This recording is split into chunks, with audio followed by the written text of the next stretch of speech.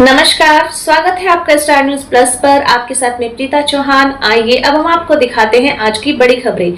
Star news plus पर बने रहिए आप मेरे साथ। ऐसी ही बड़ी खबरों को जानने के लिए चैनल को सब्सक्राइब करना ना भूलें। धन्यवाद।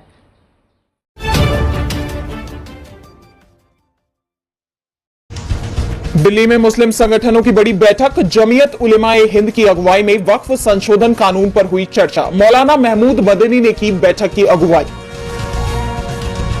बिहार चुनाव को लेकर कांग्रेस ने कसी कमर। 19 और 20 अप्रैल को बिहार दौरे पर होंगे पार्टी अध्यक्ष मल्लिकार्जुन खड़गे। 19 को बक्सर तो 20 को पटना का करेंगे दौरा। जयराम रमेश ने किया ट्वीट। मोदी सरकार पर पेट्रोल डीजल की कीमतों को लेकर बोला हमला। कीमतों में बढ़ोतरी को बताया खुला आर्थिक शोषण।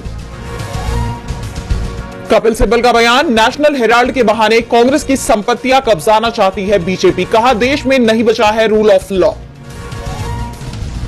देश में फिर महसूस किए गए भूकंप के झटके। हिमाचल प्रदेश की मंडी में कांपी धरती। 3.4 रही तीव्रता।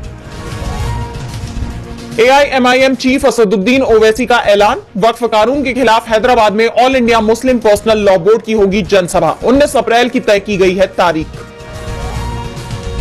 बिहार चुनाव को लेकर खबर। जीतन राम मांझी का आया बयान। कहा 30-40 सीटों पर लड़ेंगे तो 20 पर जीतकर ही आएंगे।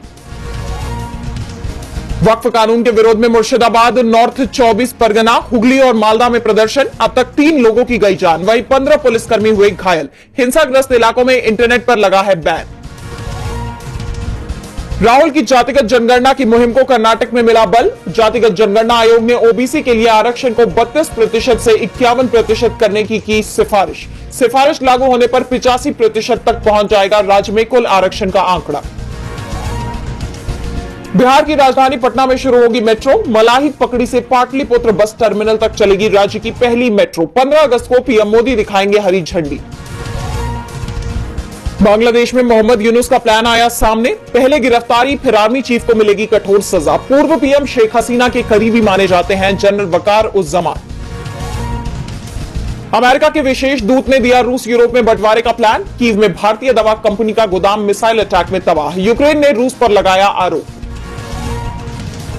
चीनी राष्ट्रपति शी जिनपिंग ने सेना के नंबर 2 जनरल को पद से किया बर्खास्त। सेना में भ्रष्टाचार विरोधी मुहिम का बड़ा कदम। 58 साल में पहली बार किसी जनरल को पद से हटाया गया।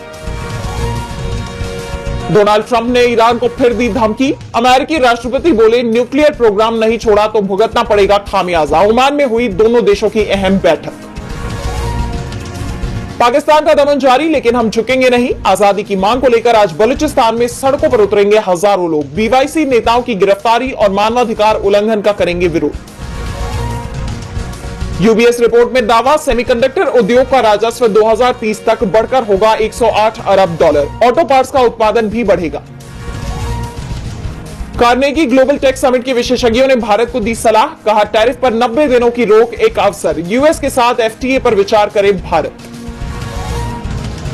आईपीएल में आज लगातार दूसरे दिन डबल हेडर। दिन के पहले मैच में राजस्थान रॉयल्स का रॉयल चैलेंजर्स बेंगलुरु से होगा सामना, जबकि दिन के दूसरे मुकाबले में दिल्ली कैपिटल्स का सामना मुंबई इंडियंस से होगा। सर्जरी पर ट्रोल करने वालों को मौनी रॉय का जवाब। कहा ट्रोल करने से खुशी मिलती है तो करो। अवार्ड शो में नजरअंदाज करने पर भड़के मुकेश खन्ना। कहा कपिल शर्मा ने मुझे पहचाना तक नहीं, इंडस्ट्री में तहजीब नहीं दिखाई।